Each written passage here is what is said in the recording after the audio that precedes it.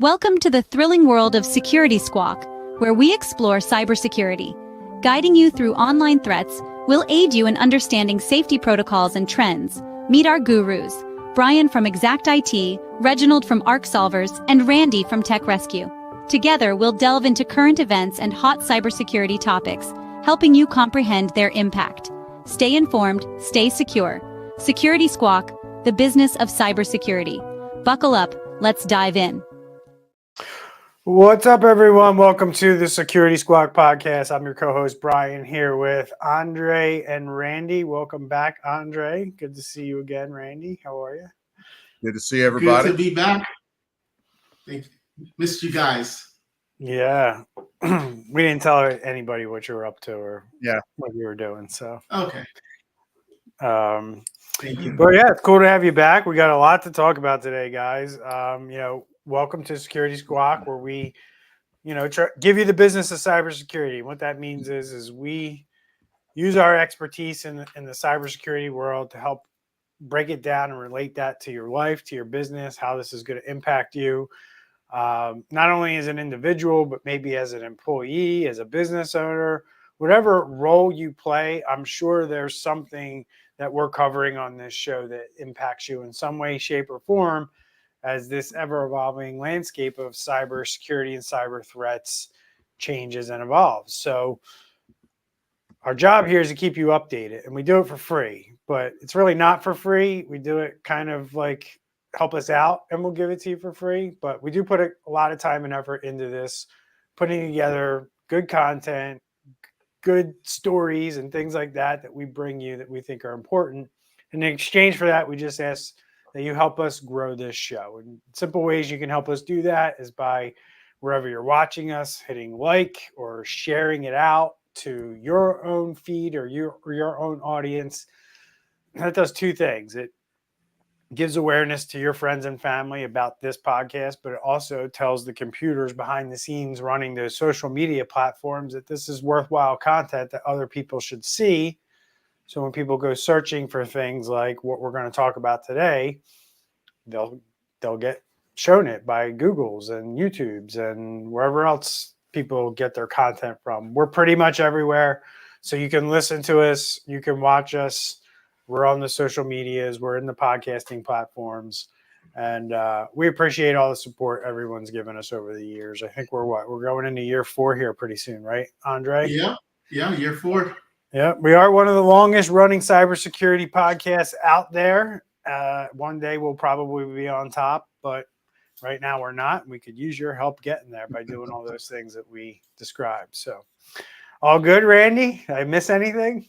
No, I loved how you said that. You pointed at the crowd. That was awesome. That's right, buddy. We're looking at you. So we only do it for the fans. So guys, we got some serious stuff to talk about today. First off, I'm going to call this one of the worst cyber attacks from a PR standpoint that we've seen in the history of the internet. This is the worst one right here. We're going to talk about today.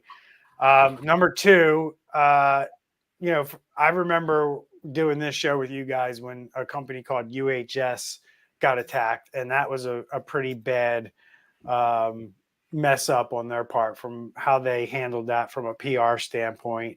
That was another one where we saw employees running to the internet, telling everybody what was going on. And we rarely see that anymore. I refer to that one as an example of how not to handle, your cyber attack from a public relations standpoint. Well, this one we're going to talk about today, guys, takes the cake. And that's this Crown Equipment Company based out of Ohio.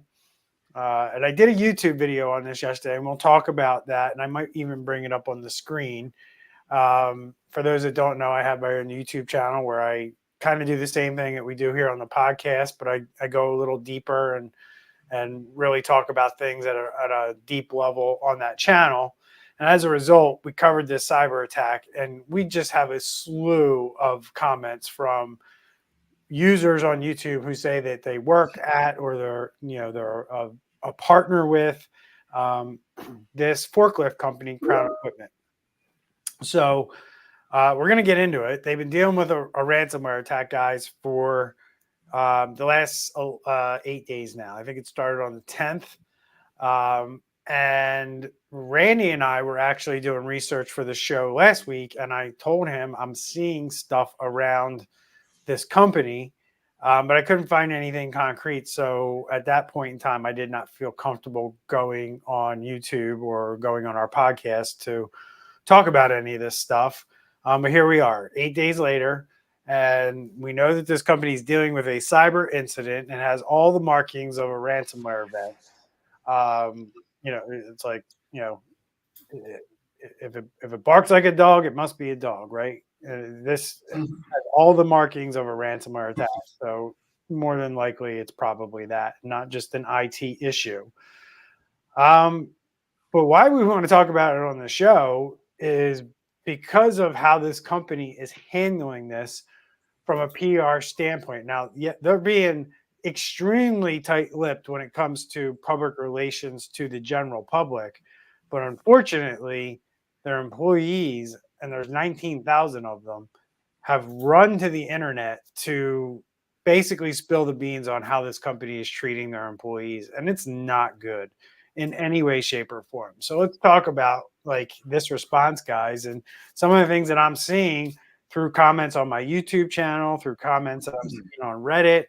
The one thing is like first thing they did when employees were like, "Hey, what are we going to do? Are we going to get paid?" They were like, "Don't come to work." This was basically on the 11th of June. Don't come to work, everybody. 19,000 employees. I think there's some people have commented, like the IT people are obviously working, but everybody else is not working. And have been told to take vacation time if they have it, and if they don't, to to go file for unemployment. This is the first time I've ever seen a company publicly go tell their employees to go file for unemployment as a result of a cyber attack. So just at a macro level, that pisses me off as a taxpayer, because now my tax dollars are going to go to, trying to at least help these people who are affected by this cyber attack make ends meet. I don't know how much this pisses you off, guys, but I don't like this one iota. And this is when companies start doing shit like this. This is when the government needs to step in and say, game over.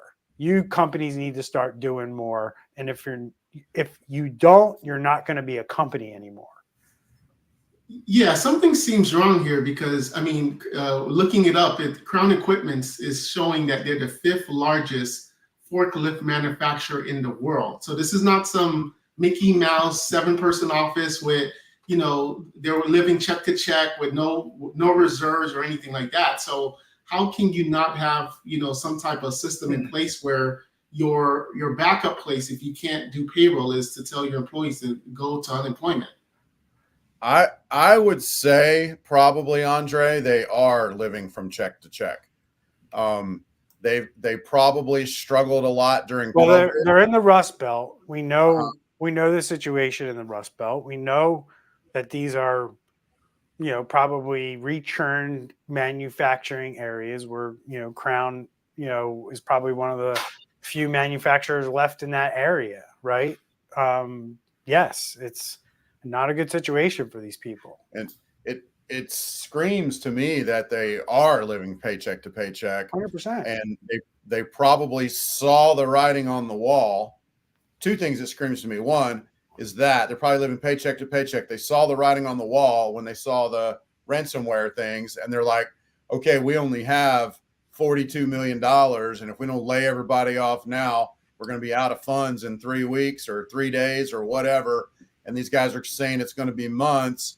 That's one thing that it screams pretty loudly to me. So the other thing screams loudly is I think they've had their head in the sand the past 5 years because they've not done any kind of public communication, any kind of anything. It's like they don't even know better. They ought to know better by now to handle this right and be letting the world know what's up. Help me understand that. Why do you feel that way? Why do you say they should know better? Because quite frankly, Randy, I'm talking to tons of companies right now who aren't doing the basics.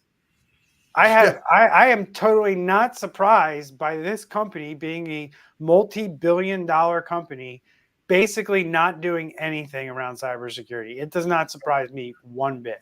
So I'm are you not saying surprised by that, but Mhm.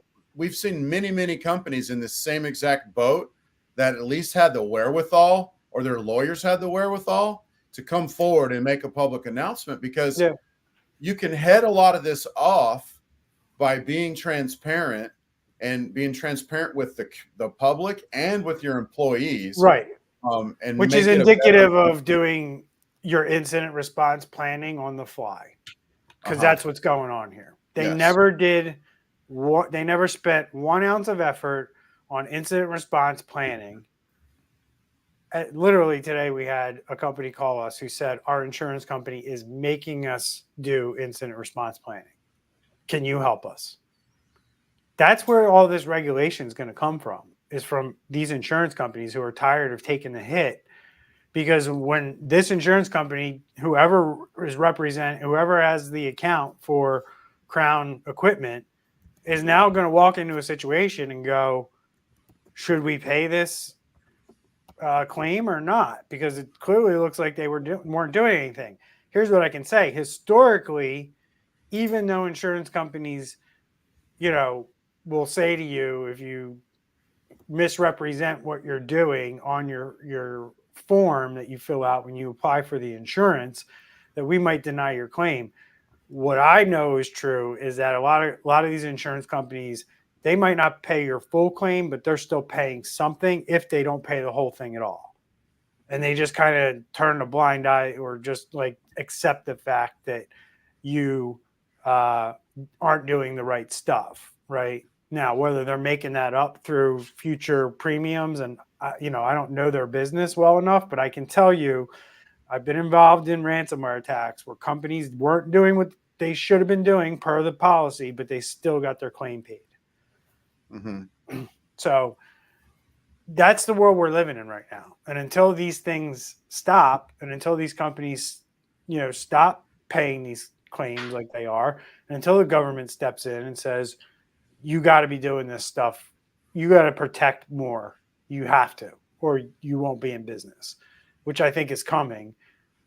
That's the world we live in right now. We're in a world where businesses get to choose whether or not they protect people's information and protect people's data, and what extent they go to protect it. It's all up to each individual company to decide what they want to do.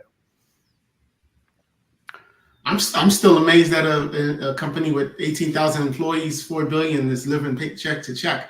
Well, Now, they're is it not possible? living, the employees are living paycheck to paycheck. No, the business, yeah. Is it possible maybe their payroll system is like in-house or something, and like that's down, that's why they can't process? Or Your computers are probably down. They probably can't access any system.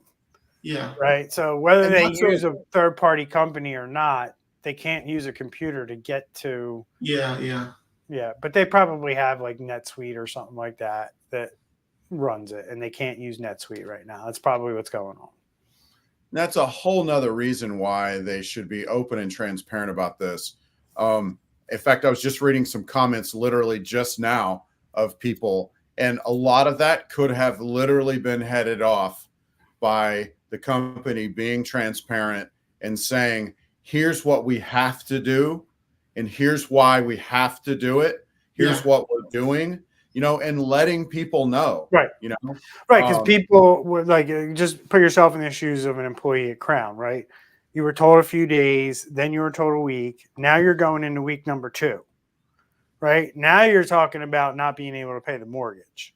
Like, I can go 1 week without having a paycheck as long as I know I'm getting that in a week or 2, right? Now you're really going to be inconveniencing people, right, who are going to have to call their mortgage company and say, my employer hasn't paid me in 3-4 weeks because they were hit with ransomware, right? And now all these different mortgage companies are going to be getting these calls from these, maybe it's not 19,000 people, but maybe it's 5,000 people, right, who can't, make their rent payment or make their mortgage payment. And what's going to happen, unfortunately, for Crown, and there are people on my YouTube channel who are saying Crown will make it through this. They're a multi-billion-dollar company. Yeah, they might make it through this, the attack, pay the ransom, but there's a slew of attorneys lining up, contacting these employees, and the meter's running, so to speak, right? Every minute that an employee has to spend fixing whatever happens to them personally as a result of this cyber attack is all going to come back onto this business. And they're going to have to defend these lawsuits, and they're going to have to pay these class action lawsuits 100%. And I believe that this is going to be the main driver that businesses are going to wake up to and realize that there is a slew of class action lawsuits that hit you after a cyber attack. It's, guys, you got to agree with me. We've been doing this show for 4 years. Oh, yeah. The cyber attacks that we saw 4 years ago did not have as many class action lawsuits attached to them as what we're seeing today. There's now a whole industry created in the legal industry for cyber attacks and class action lawsuits as a result of a cyber attack. And they know who the victims are now. They know the victims aren't just the business. They know the employees are potential victims. Partners, vendors are potential victims. Clients who didn't get their goods or services are potential victims. And these lawyers are going out there looking for these victims and saying, like, hey, I can get you paid because they got attacked. Right. Only to find out 3 years later, when everything gets settled, they get 20 cents on the dollar or something. But still, the company, my point is, I get your point. Unfortunately, I'm not advocating for victims here. I'm saying that this is how these companies die a slow death after a ransomware attack, right? It's not just paying the ransom and getting the systems back up and running. You have years and years of fines, class action lawsuits, investigations that's going to eat into your profit, where eventually management might throw their hands up in the air and go, we can't run this company anymore. And they start selling off pieces of the business to different companies. And that's how this company is going to die a slow death. Yeah, I got you. Yeah. Death by 1,000 cuts. And we didn't even talk about all of their vendors and suppliers on both sides. The people that have done services for them and they're expecting a check. And then their customers that are waiting for, has a project and they were expecting a delivery last week, and now everything is in limbo in the ship still or something. Right. Well, imagine if I don't know if Amazon's one of their customers, but imagine if you're Amazon and you're building a warehouse and you're expecting, 20 forklifts and they don't show up, right? And now you can't move product. Yeah. You think Amazon's not going to be suing their forklift supplier? Right. Yeah. I read a comment of a guy that works for a trucking company and said that their main customer is Crown. Right. And so they're basically just all sitting around at this point because there's no work. Right. Right. And that's I'm sure that company, right, that trucking company who's like, oh, great, we have this contract now with Crown where we move their forklifts and their palletless, to wherever they distribute them from, right? We move them from point A to point B. And that's all frozen for a month. And now this company has to deal with that. No income, right? They can't pay their employees. So this company that, is 19,000 will probably impact close to 50,000 to 75,000 people. Easy. It's wild. One of the worst cyber attacks we've seen, honestly. Right up there on the heels of Ascension and United Health. Right. And that's not even seeing any data yet, but we don't know how they got in. We don't know what they did. Right. That's a great point. We can kind of weave conversations about Crown through the rest of the show, but moving on to another topic of both, we already know that the United Healthcare breach was because they didn't have 2FA on an account. Right. The CEO came out and said, look, we intended to roll out 2FA. We didn't do it quick enough. and we got caught, right? Meanwhile, they've been telling everybody that they've had 2FA for years, right? And we all say, like we always say, they're not doing the basics, right? Well, here we have Ascension, right? The hospital group that got attacked right after United Healthcare. Employee Ascension hacked after employee downloaded a malicious file, right? Phishing email, they clicked on it, they downloaded a malicious file, and it shut down the whole entire hospital system. How in 2024 does that happen? Just one click, man. That is crazy. That's it. I mean, I'm sorry, but like it's crazy to me that this stuff is happening in 2024. Randy, you agree or disagree? It is and it isn't. So it's not surprising because, like you said, it's we crazy. talk with businesses and organizations all the time that have very little, that have nothing to very little by way of quote unquote cybersecurity. And as recently, I get pushback talking about like process control. No, we don't get into a lot of deets like that here. That is now like one of the official things mentioned in the NIST 2.0, but getting pushback from that, that's literally what they needed here was process control. They downloaded a file and it shouldn't have been allowed to run anything. If it was an unrecognized malware, which it was obviously malware, and it was probably a 0-day, it shouldn't have been allowed to run. But so 2024, like I want to be surprised and shocked, and say, hey, it's 2024. We did a risk analysis on a company recently, and they had like, it's not a huge, it's a 40 people. They had like 600 in their office, like 600 passwords in their browsers that we were able to get without any kind of admin access or anything like that. Close to 20 were financial. And, I said to myself, it's 2024. Why can't Edge or Chrome make a secure password keeper in their browsers? Why can't I go in and have them click a link and the passwords go bye-bye? Do you know what I mean? That shouldn't happen. But so yeah, I'm not surprised, I guess, the bottom line.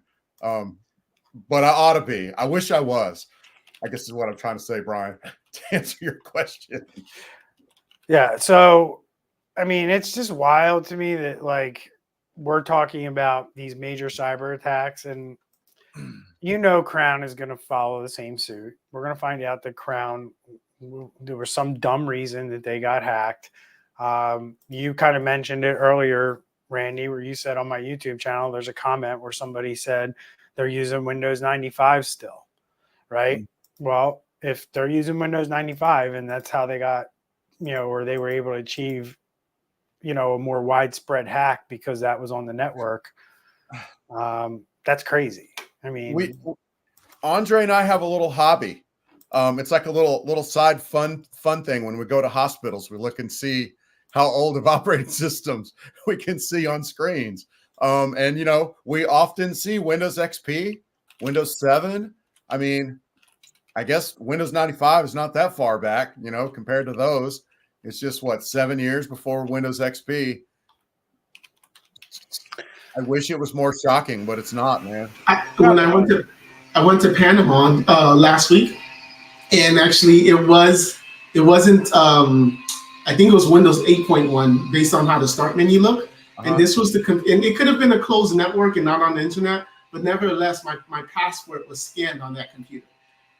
Wow. Yeah. Wow. Huh.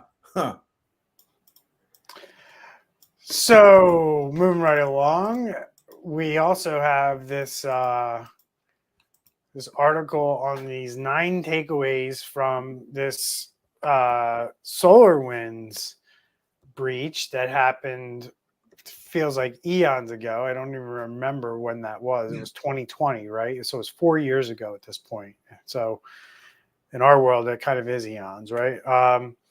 So Andre, you brought this article to Randy and I's attention. I did kind of see it the other day, kind of flow through. But there's some really interesting stuff in here that we should kind of deep dive on for like 5 minutes or so. That it makes it really hard, in my opinion, when I read this and you shared this with us.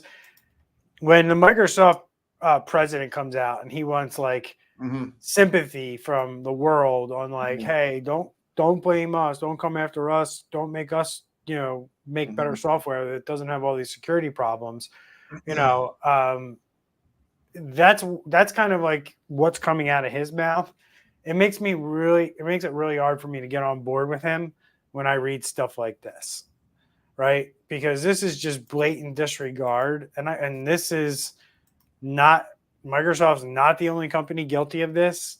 This is why there's many security researchers that I know and bug bounty hunters that I know that have basically quit the game at this point, right? Because when you're met with, I don't believe you, prove it, we're not going to take responsibility for that until you show us it actually works. They just brush it under the rug in most cases, meaning like you bring a legitimate security fault to them and say, hey, I can break into your system. No, you can't. You got to show me you can do it before I'm going to believe you. When instead they should be like, okay, let me take your information. Let me give it to our research team, which in some cases that does happen. And in some cases it comes back where the research team is like, no, that person can't do what they say they can do. And then that team gets proved wrong. But in some sense of the way, there has to be some major accountability or additional accountability if there's evidence that this has been brought to your attention and you did nothing about it, and then there was a major cyber attack as a result. Because that's basically what happened here on multiple fronts with Microsoft and the SolarWinds hack. Right. Yeah, and the president is now saying he went to Congress and basically apologized for all of these breach reports. And now he's saying that the board approved a rule that would tie its executive leadership compensation to the company's cybersecurity performance. So that's kind of his answer of giving assurances that they're not going to be taking this seriously. So there's this guy, where's his name? Andrew Harris, right? In 2016, 4 years before the SolarWinds hack, he discovered the same thing that the hackers discovered and went to Microsoft and told them that he discovered this, and the team responsible for handling that report dismissed his concerns. As it turns out, it also says that Microsoft product managers, he then, after they told him, he then escalated the issue, who violently agreed with me that this is a huge issue, but at the same time, they violently disagreed with me that we should move quickly to fix it.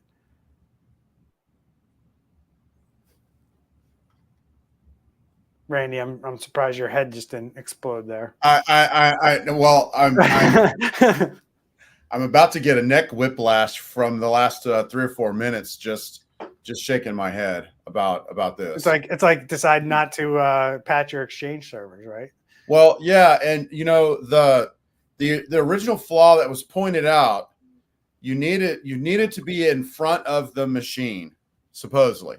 You need to have access, or you need to have access to the machines, and they didn't consider that as being worthy of needing to get it fixed. And this is going to be one of those blunders that really goes down in history. We say this pretty much on the regular, maybe not every week, but we really need transparency as it relates to cybersecurity. Like rather than Microsoft going, and I mean that in all ways, we talk about, de-shaming it if we need to, or we should de-shame it, because if Microsoft finds something, they ought to fix it and they ought to be public about it. Yeah. Well, let me just boil your butt a little bit more here. So, I always say it to you guys, like, most of these decisions around cybersecurity are made because companies don't want to lose their profit or don't want to lose their business, right? So Microsoft basically admitted that they dismissed Harris' concerns because Microsoft was concerned that going public with the flaw would hurt its chances of winning future government contracts worth billions of dollars. Right? So that is why they didn't move forward with that in 2016, 4 years before it was a problem. Then in 2018, a colleague of Harris looked into the flaw a little bit deeper and said it's more dire than they thought. Basically, they discovered that no matter how many additional security steps a company put in place, a hacker could bypass every single one of them. So then in 2017, researchers started also notifying Microsoft about the flaw. And then in 2020 is when the Russian hackers ultimately exploited the flaw and we had our SolarWinds hack. So kudos to ProPublica for staying on this and just doing this research because it's really incredible. But yeah, I mean, next time Microsoft corporate comes begging our government and lobbying for, hey, don't come down on us for, cybersecurity. Our products are fine. How this doesn't yield congressional investigations and people getting prosecuted is beyond me. How does that not happen? They literally knew about this security problem and decided we're not going to do anything because we don't want to lose government contracts. So we want to put a vulnerable piece of software on the government systems that we know can be hacked so we can prop up our bottom line. And these are supposed to be the role models. It's unbelievable. It really is. And the sentence you read about, no matter how many additional security steps a company puts in place. So that they're talking about us. All the tools that we can put in monitoring, a hacker could still bypass them all, and we wouldn't even get a sniff of it because it's that deep into the Microsoft ecosystem that we have no access to. We would never know. Right. So, like I said, great article, great content, and really gives, the public the perspective that they need to have that, our government really needs to force these big tech companies to put out better products. And that's it. Stop putting the onus of your bad products onto businesses like mine and my clients, because that's very inefficient for us to have to, protect your shitty products, which is basically what we're doing today. So, yeah, it makes a market for us, but I'd rather be doing other things with technology, like helping people grow their companies using AI because we know everything's secure, but that's not the world we live in. Right. So that's a good point. Yep.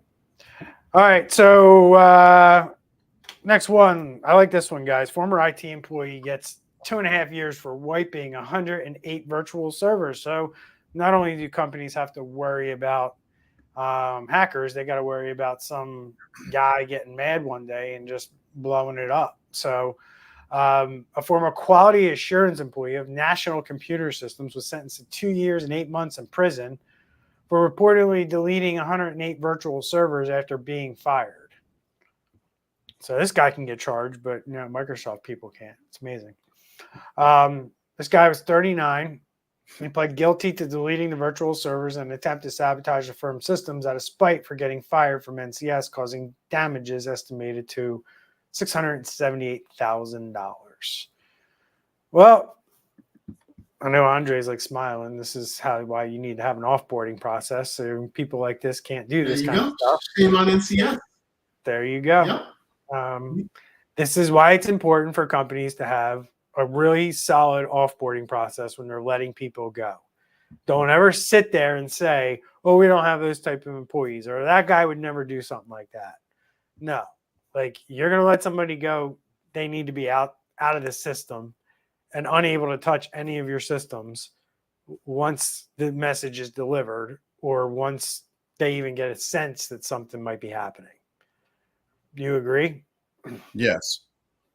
Yeah, and you also, when people, so this is like a crime of passion almost. When Yep. people are in a situation where they get upset, they will do things that they might not normally do. That's why crimes of passion, if he would have gone and done a bank robbery for $675,000, he'd probably be looking at 30 years in jail, or 25 years in jail. But you need to know that people, even the, people you've worked around forever, they're capable of a crime of passion if they get upset. And so you've got to think about that when you're letting employees go. You've got to think about that, and you've got to think about the fact, like, do you let them go and just say, "Hey, we love you, but it's time to leave"? You let them stay 2 weeks. You know what I mean? Like, you got to think through all that stuff because people are very unpredictable when they're in situations like this, because they've got to find another job or whatever they've got to do. It can be upsetting to people. So yeah, it is very important that your onboarding process, your offboarding process handles this. Colonial Pipeline hack, that was not the employee that did it, but his credentials were still left live. So employee left, he's probably happy doing something else right now, minding his own business, but his account stayed there, and the bad guys were able to get in, to make something happen. So it is a huge deal, Andre. And shared passwords. How many times do we see sometimes, we see our clients give a password or use it like they're using the same login for multiple things. Yes. And then, same thing, like, for example, we deal with a lot of front desks, and instead of them having multiple licenses, they'll just pay a license for one and share it across. And then one of those people leave at the front desk, and then boom. Yep. So get your offboarding tightened up. Make sure you're involving IT in that process and they're shutting these accounts off quickly. We know it's a big problem, right? We deal with a lot of small companies, and a lot of times we find out that, and I'm just giving you the goods here. I'm telling you, what we see often in our business. And, I'm going to speak frank with you because I think it's a problem that needs to be the Band-Aid needs to be ripped off. But like, there'll be times where people will be like, we charge typically by the number of employees a company has. And they'll be like, hey, why are you charging us for 10 employees? We only have 8. And it's like, well, what happened? Like, when did you get rid of the 2? And who did you tell? Well, nobody. Well, we need to know that to take it off your bill. But we also have active accounts over here where these accounts can be logged into and used at any time.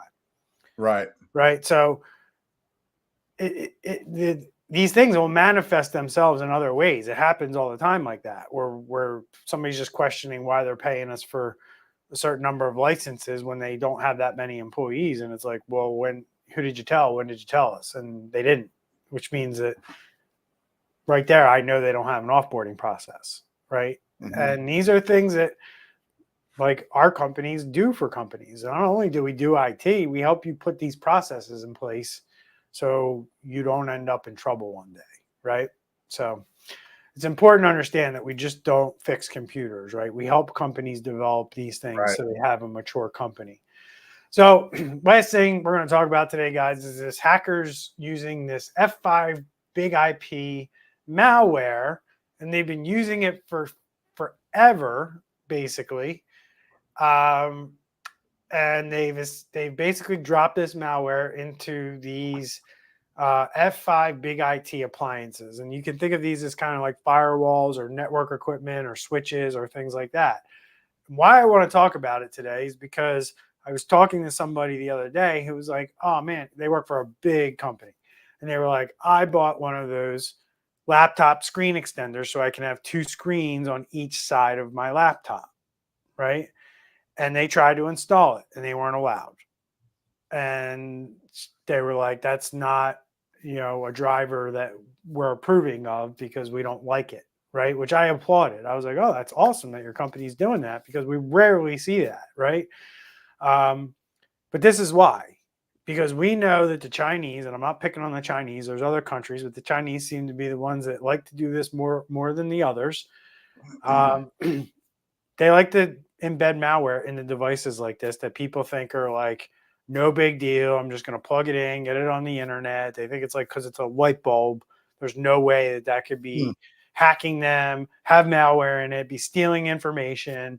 That was the concern with the screens, right? The company was like, we're concerned that whatever you're putting on those screens is being sent back somewhere where we don't want it to go, right? And that's exactly what's happening with these devices. You know, traffic is going over them, right? And it's not traffic that you see because it's not showing up on a computer, but there's tons of information going over that device, right? And they could be stealing every little bit of that information and analyzing it. And that's the concern. And we're seeing more and more of this as more and more security researchers are discovering these back doors and these hidden malwares inside these systems that are doing these things, right? So here's the picture we just painted for you today on today's show, and I'll leave it to you guys to fucking comment. But I'm getting annoyed because I got legitimate software companies putting out crappy software that gets hacked, and I got legitimate networking equipment being injected with malware before I even install it on my network. I feel like I'm getting hit from everywhere. Right? It's crazy all the different ways that these guys try to hack people today. And nobody cares. That's the even crazier part. Yep. Nobody cares until they're an employee of a company. And until there's right. Those are the people that are caring. Quite frankly, the people that care are the victim, meaning the employees, the partners, and the vendors who aren't going to get a check, who aren't going to get paid, and their businesses or their lives are going to be impacted because this company can no longer operate. Yeah, we say they don't care until they do. So right. they do. Right. But the C-suite doesn't care. That's the problem. The C-suite doesn't care. The rest of the company cares. The rest of the company wants to work for a company that knows that their data is protected, and the company's doing everything that they can to protect information. Look at my YouTube comments. All these employees are pissed because they're worried about not getting a paycheck and their information being stolen. So this is my warning to businesses and why we do this show. If you think the world is going to continue to accept this and do nothing and not care, I'm here to tell you that we're currently in a shift where people's attitudes and brains are shifting around this stuff to where they will not do business with you if you get cyber attacked. And it'll be almost instantly in the future. Right now, it takes some time, and it still takes time. It'll be so evident and so quick to people in the future that it'll just happen. And companies will be like, we're done. We're not going to be able to recover from this. Right now, they die that slow death. They think they can do it. But it takes years and years for this to matriculate through the system. I don't think that that's going to be the case in the future once people get really smart to what's really going on here and how much information exists on the dark web today. Yep. PII, I mean. So, all right, guys, appreciate it. Anything else you want to talk about before we bounce? All right. That's all. Good show. All right. Thanks, guys. Take care. See everyone in the next episode. Bye, everybody. Stay safe.